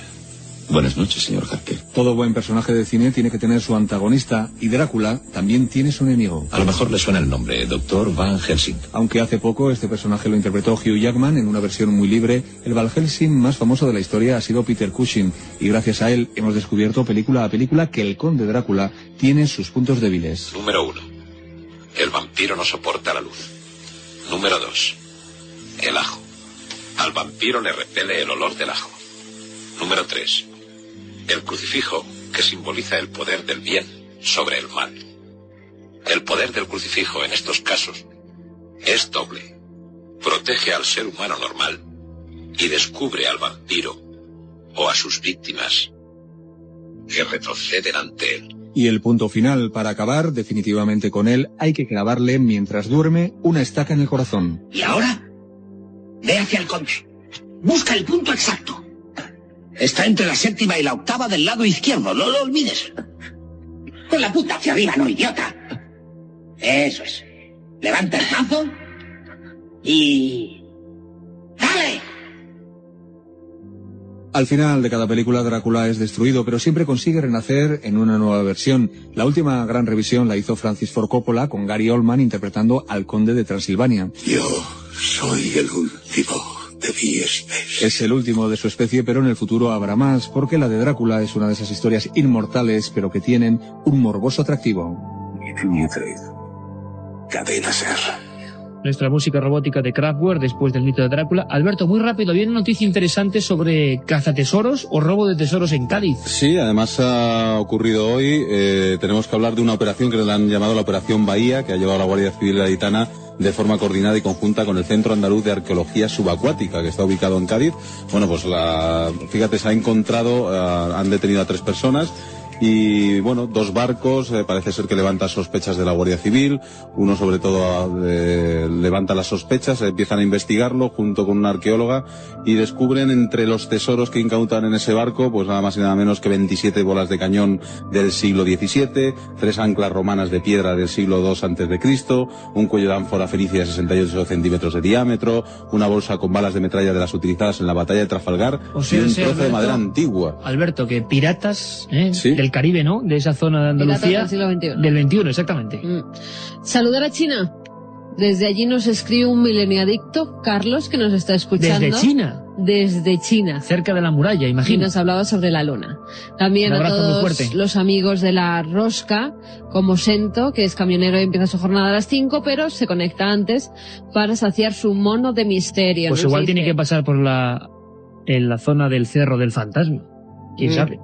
Yo paso por esa carretera lunes y viernes y da miedo, pero más miedo dan los 5,30 euros del peaje. Corregidlo, es una autopista.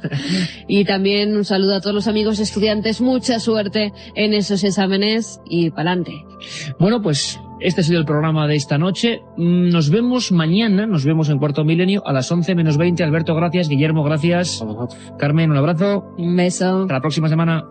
Milenio 3, con Iker Jiménez y todo su equipo.